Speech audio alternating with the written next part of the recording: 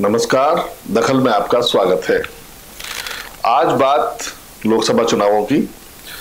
लोकसभा चुनावों का दौर शुरू हो गया है। भारत के अंदर कुछ समय बाद मतदान शुरू होगा। इससे पहले तमाम पार्टियां राजनीतिक रंग में आ गई हैं, पूरी तरह से वोटरों को लुभाने की कोशिश कर रही हैं।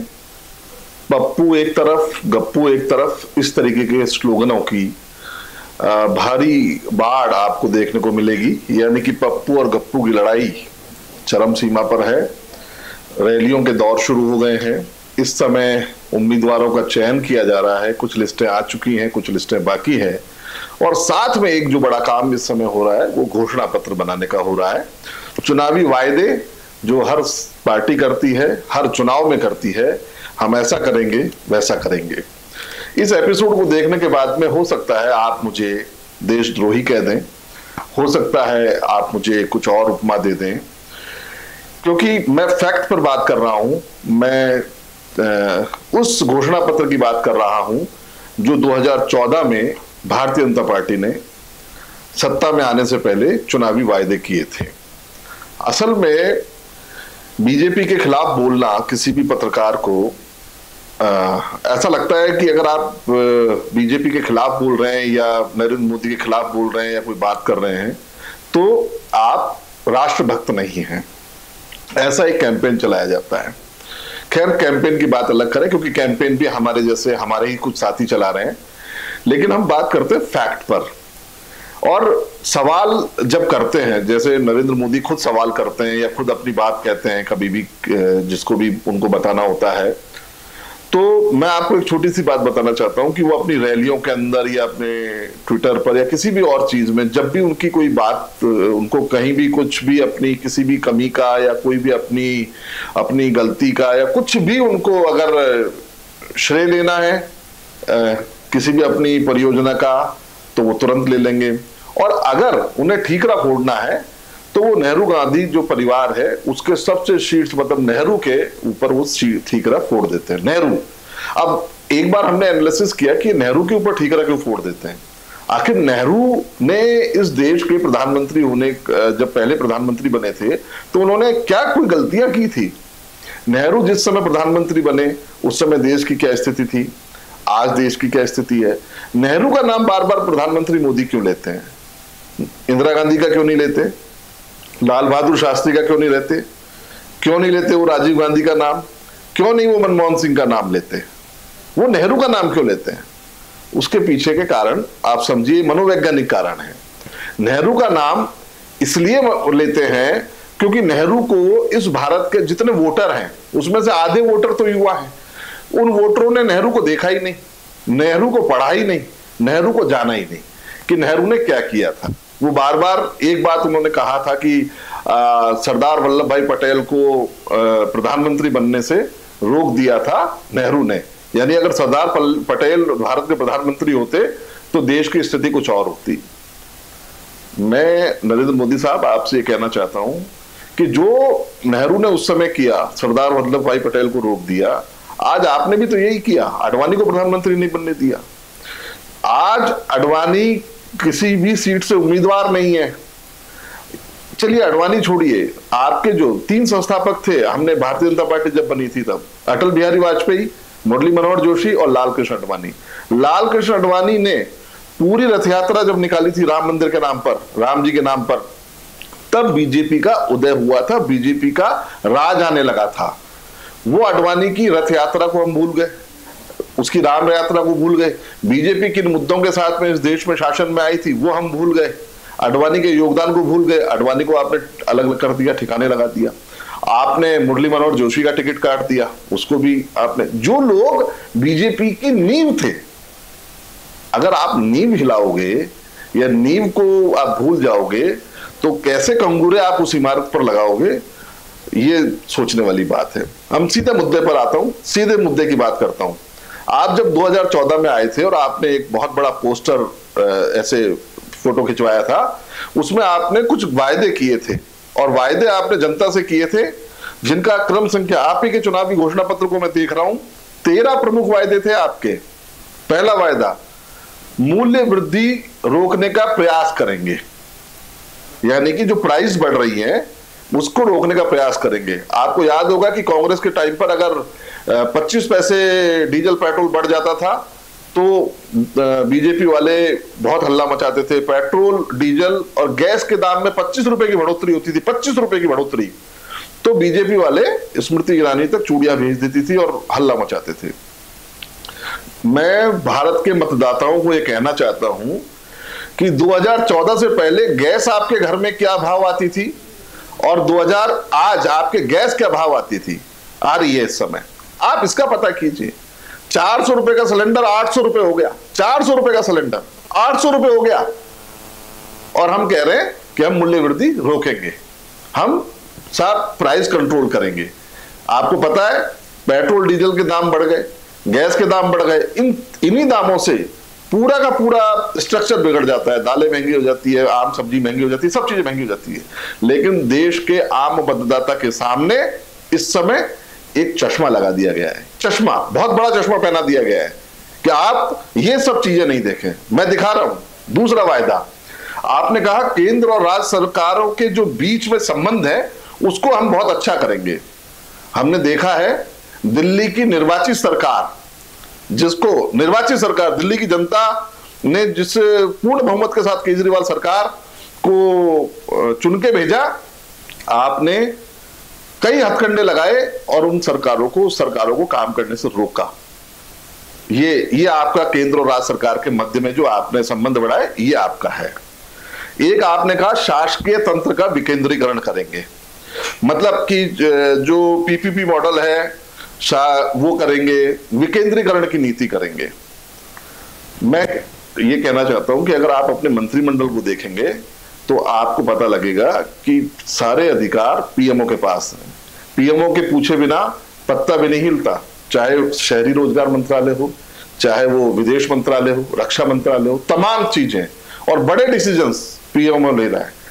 तो किस तरीके का विकेंद्रीकरण आपने किया है शासकीय तंत्र का, ये आप जानते हैं। एक आप कहते हैं ई गवर्नेंस करेंगे, और इसके अंदर आपने कहा था कि आईटी क्षेत्र में रोजगार के अवसर आप पैदा करेंगे। रोजगार के लिए, एक रोजगार बड़ा मुद्दा है इस देश के अंदर। आपने कहा इतने करोड़ हम रोजगार पैदा करेंगे, हम बेरोजगारी मिटा देंगे, ऐसा कर देंगे, वैसा कर देंगे।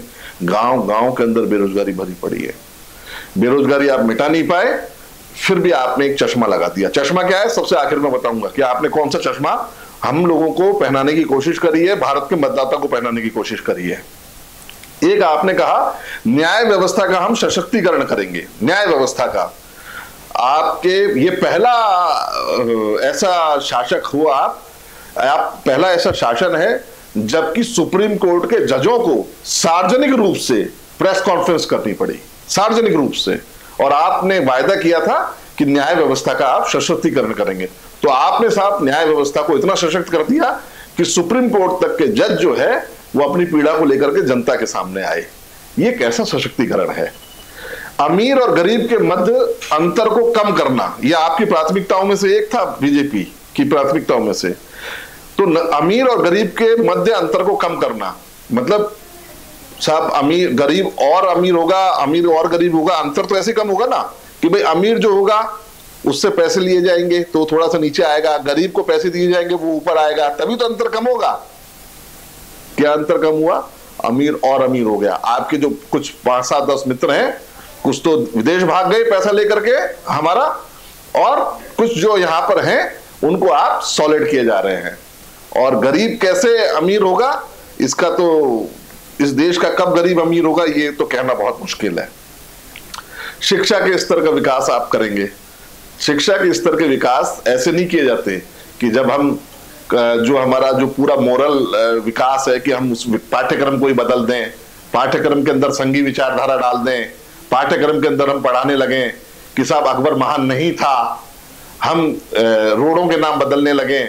इससे ये देश में डेवलपमेंट नहीं हो सकता मोदी जी। और सबसे इंपॉर्टेंट कौशल विकास करेंगे। कर नीति की बात करी थी आपने कि आप टैक्सेशन की बहुत अच्छी प्रणाली लेकर के आएंगे। आप लेके आए जीएसटी पूरी, आपने पार्लियामेंट का एक सेशन बुलाया, आपने कहा कि मैं जीएसटी लेकर के आ रहा हूं, जीएसटी इस देश में क्रांतिकारी प्रयोग होगा। आप व्यापारी भाइयों से पूछो, आज भी पूछो व्यापारी भाइयों से, आप आज तक नहीं समझ पाए कि जीएसटी सही था या गलत। आप आज तक नहीं समझ पाए। आपके आज तक अमेंडमेंट हो रहे हैं जीएसटी में, और जितना जीएसटी ने व्यापारियों को और एक भय का वातावरण पैदा किया, जीएसटी ने जितना आम लोगों के बीच में भय का वातावरण पैदा किया, ऐसी कर नीति की इस देश को आवश्यकता नहीं थी। यूनिफॉर्म कर नीति होती है, एक पूरा देश एक कर। आपने शराब उसमें से हटा रखी है, आपने उसमें से लैंड हटा रखी है, आपके नीति है कहां आपके पास में?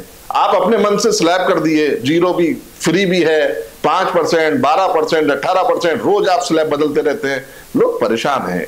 मोदी जी, एक आपने कहा था कि सांस्कृतिक विरासत बहुत बड़ा मुद्दा है। सांस्कृतिक विरासत, आपका क्या लिखा था आपके घोषणा पत्र में? बीजेपी राम मंदिर निर्माण और राम सेतु के संरक्षण के साथ साथ गंगा की सफाई, ऐतिहासिक इमारतों और प्राचीन भाषाओं के संरक्षण के लिए भी काम करेगी। ये आपने लिखा है, ये लाइन राम मंदिर के लिए काम करेगी। एक लाइन बता दीजिए कि आपने 5 सालों में राम मंदिर के लिए क्या काम किया। राम सेतु का संरक्षण करेंगे, एक लाइन बता दीजिए कि इतने बहुमत में आने के बाद में भी मोदी जी राम सेतु के लिए आपने क्या काम किया। और गंगा की सफाई, गंगा की सफाई आप 1 किलोमीटर बता दीजिए, हम भी देख के आ जाएं कि ऐसा कौन सा इतने सैकड़ों किलोमीटर की गंगा में कौन सा पार्ट है जो साफ मिलेगा हमें, जो पहले गंदा था और साफ मिलेगा, जिसमें तो आपने एक नया मंत्रालय बना दिया, हजारों करोड़ों रुपए उसमें लगा दिए।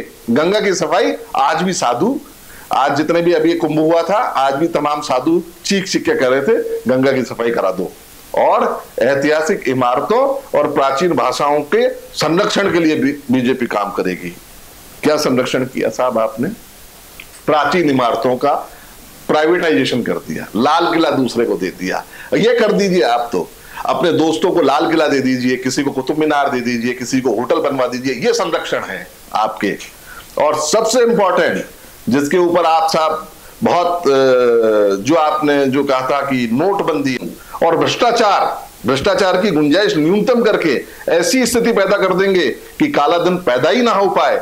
और सबसे इंपॉर्टेंट है कि विदेशी बैंकों के अंदर समुद्र पार के खातों में जमा काले धन का पता लगाएंगे और उसको वापस लेकर के आएंगे। यह आपका वायदा था। कितना काला धन लाए समुद्र पार? आप तो कई बार जाए मोदी जी समुद्र पार, कितनी विदेश यात्राएं करी आपने समुद्र पार, कितना पैसा लेकर के आए? आपने तो एक राफेल डील करी, एक डील जिसका खुलासा हुआ, ताज्जुब की बात है, आपके मित्र को उसमें फायदा हुआ, अंबानी जी को उसमें फायदा हो गया। और ताज्जुब की बात है, देश के रक्षा मंत्रालय से सिक्योरिटी सिस्टम देखिएगा, राफेल की फाइल चोरी हो जाती है। हम सुप्रीम कोर्ट के अंदर हलफनामा देते हैं कि ये सिक्योरिटी सिस्टम है, और आप चीख चीख के कहते हैं मैं देश का चौकीदार हूं। क्या कांग्रेस वाले सही नहीं कहते कि चौकीदार तो अमीरों के होते हैं, किसान का कौन सा चौकीदार होता है?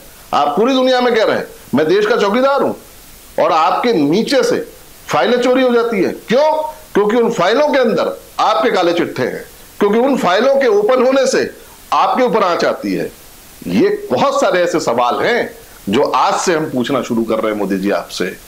हालांकि फिर मैं ये कह रहा हूं कि इस समय जो आपने काला चश्मा लगा रखा है, पुलवामा का अटैक हुआ, हमें दर्द है, शहीद हुए हमारे लोग, इतने सारे शहीद हुए, एक साथ पूरे देश के अंदर स्थिति पैदा हो गई। आपने हवाई जहाज भेजे वहां पर, पाकिस्तान के अंदर आपने स्ट्राइक करी, आप कहते हैं कि हमने एयर स्ट्राइक करी, हमने सर्जिकल स्ट्राइक करी। कोई आपसे पूछे भी नहीं कि आपने सर्जिकल स्ट्राइक करी तो उसमें क्या रिजल्ट निकला। कोई आपसे पूछना, सवाल पूछे तो वो देशद्रोही हो गया। आपसे पूछना तो चाहिए, आपने भाई 250 मारे, 300 मारे, आतंकवादी मारे, अरे एक का नाम श्याम कैक है गए, कुछ तो होगा।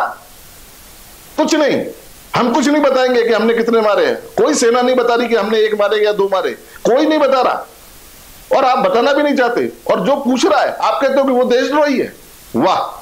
तो यानी कि आपकी बात चुटकुले के रूप में ली जाए या यथार्थ में ली जाए? क्या पूछना भी गलत हो गया इस देश के अंदर? आप तो पूछ लेते हो कि आपको ट्रेन का टिकट कराना है तो आधार कार्ड, संजय गौड़ आपका आधार कार्ड बताइए, आधार कार्ड का नंबर बताइए। आप नहीं पूछ लेते, आप भी तो सबूत मांगते हो। विदेश जा रहे हो, पासपोर्ट का नंबर बताइए। तो क्या देश में आम नागरिक को यह पूछने का अधिकार नहीं है कि आप कहते हो कि सबूत चाहिए कि सबूत चाहिए? आपका यह भाषण है कि सबूत चाहिए। हमें सपूत भी चाहिए और हमें सबूत भी चाहिए। हमें सपूत हमें सपूतों की लाशें नहीं चाहिए। और अगर आप लाशें बिछा रहे हो सपूतों की हमारी, और आप उनकी जान जोखिम में डाल रहे हो, तो हमें फिर सबूत चाहिए कि आपने पाकिस्तान के खिलाफ जो कार्रवाई करी उसका क्या परिणाम निकला। हमें वो सबूत चाहिए। आप कहते हो आपने 300 आतंकवादी मारी है, हम कहते हैं कि आप 30 के नाम बताइए जो पाकिस्तान में मरे हैं। 30 के नाम बताइए आप। 300 तो बहुत दूर की बात है। हमें जगह बताइए, डिमोलिश किया हुआ आपका वो अड्डा बताइए। कुछ तो इतना बड़ा सैटेलाइट तंत्र है, इतना बड़ा सैटेलाइट तंत्र है, हर चीज हम देख सकते हैं ऊपर से। गूगल से मैं मेरे घर की टंकी देख सकता हूं, तो क्या हम वो नहीं देख सकते जो नष्ट हुआ है? लेकिन है ही नहीं। कहां गया, कैसा गया? मांगेंगे सबूत तो आप देशद्रोही हो। शायद आप मेरी बात को समझ जाएं। यदि आप समझें तो आप इस वीडियो को जरूर शेयर कीजिए, क्योंकि वो सवाल है जो 2014 के अंदर भारतीय जनता पार्टी ने देश से वायदा किया था, और आज वो तमाम वायदे इस समय तक पूरे नहीं हुए हैं। कोई भी वायदा पूरा नहीं हुआ। उल्टा वायरों का रिवर्स एक्शन आया है हमारे सामने।